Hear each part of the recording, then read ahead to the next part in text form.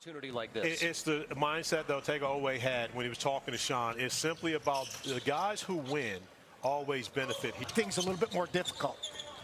Agreed wholeheartedly, and that's the thing. You don't use the stuff that you work on with your trainer. Andrew Nembhard's so special is his ability to defend. He can go out and guard a Jalen Brunson. He can go guard a Donovan Mitchell, and that's what has put him in the start. An up and down season this year, so it's interesting to see what they took from last year and how they're kind of translating it to now. Jameer Watkins, another player that we're going to see a little bit from. Winner at FAU, a winner at Florida, obviously with the national championship this season. He's got an opportunity with how he's playing out here on the floor to have the ball in him today, which 6'2" and under is considered small guard. So High Pettiford definitely in that size category. You have to be. Say, where do I need to improve? What is the perception of me? And they're building a resume. I mean, playing in the combine, to me, the guys that decided to play. Is it to be playing in the NBA right now? But you also get that evaluation. So if you get the evaluation that says 25 to 35, that's the range that you're going to get drafted. Well, he tested well. He shot it very well in the drills. I think it's a great look for every single one of these players to be out here and showing their talent. They obviously were having a great time. Kaman Malawach, just seeing the way that he's moving now, what he's done with defensive side of the ball right now, being active with his hands and putting himself in the right position, and then making the right decision offensively, whether it's cutting into space. And so much of this is almost like a pickup game with coaches where they talk about concepts. And at the timeout before he came in, they were talking about spacing, moving, cutting with purpose. Watch him play, and you talked about competing, Bobby. I mean, we talked about, the most important thing is competing. This dude is a world-class competitor. That guy off the ball, that's why their defense was so good at times. Butler could guard the ball. Oweh on and off the ball is an elite competitive winning kind of. But Josh Okogie didn't have the option of getting NIL money and going back to college 100%. To where they even invest that type of resources in doing the background work. Well, and the other teams want to know, they know who they are at Kentucky, but in a different environment, who is that player?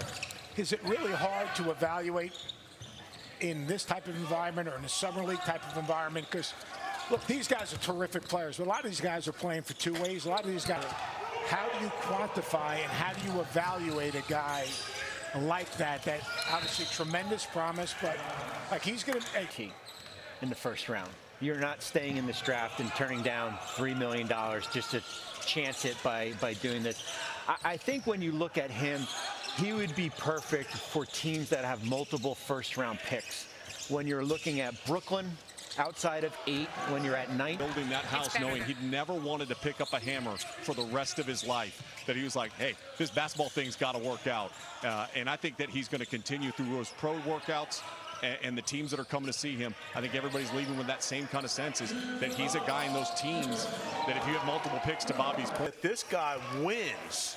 When he walks into that office and he's talking to a general manager and president of basketball operations, he's winning that interview. Yeah, I had him last year when he came out for the draft. If you're not, the wear and tear, you can, a 23-year-old is really like a 20-year-old here. So he's got a promising future, whatever decision he elects to do here. Did you stay all 4?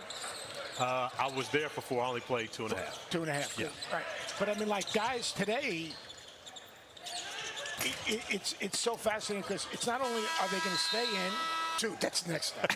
He'll be the 4th Oklahoma player in 30 years, selected in the first round. Trey Young, Buddy Hield, Blake Griffin. Can't see the judgment eye that I'm going to be looking at him with this comp. I was right on the top. I'm all with him. Like the Kyrie has been my comp for him, so I know you'd kill me. We talk about how explosive he is. Doesn't turn 19 until October. He's great at downhill. He drew fouls at a very elite level this year. Inconsistencies from beyond, attempted multiple threes, and sometimes he relies a little bit too much on his speed. So I go this way, and I'm backing up so I can see Corey. John Wall-ish. He's fringe, Sean. The difference between the two, Jeremiah's ability to shoot the basketball and really score, I think, is ahead of John Wall, where John Wall was coming out in 2010 at Kentucky. At 12:30 Eastern, back with Coach Seth Greenberg, Corey Alexander, Bobby Marks, Sean Farnham. Jonathan Gavoni as well. And Bobby, one of the players that maybe has flown under the radar a little bit here, Hansen Yang. What have you seen from him? He is interesting. He's only been over in the States for about 2 weeks right now because the season went a little bit long here. And the big thing when you talk to him, what he wanted to get out of this was not to be known just as a kind of a back-to-the-basket type player here. We saw him stretch the floor a little bit. He hit at the top of the key three. He just made a beautiful behind-the-back pass, so you can show his passing ability here.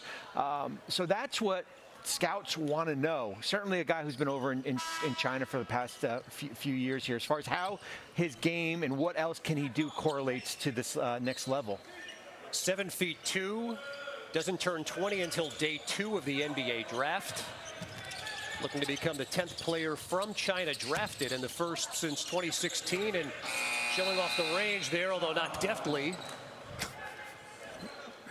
Well, you know, guys, I was lucky enough. I saw him work out with Clutch Sports out in Los Angeles, and they feel very confident that he can stretch the floor.